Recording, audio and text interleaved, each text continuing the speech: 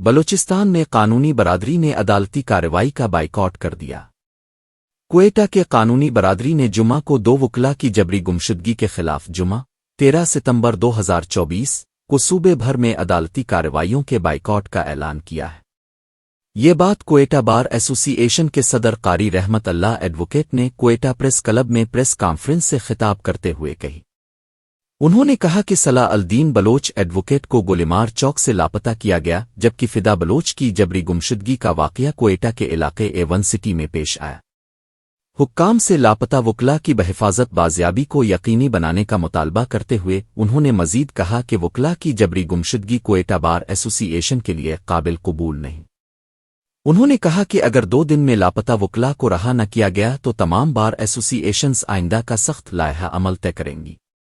انہوں نے کہا کہ بلوچستان میں وکلاء محفوظ نہیں۔ انہوں نے کہا کہ قانونی برادری 2 وکلاء کی جبری گمشدگی کے خلاف جمعہ 13 ستمبر 2024 کو صوبے بھر میں عدالتوں کی کارروائیوں کا بائیکاٹ کرے گی۔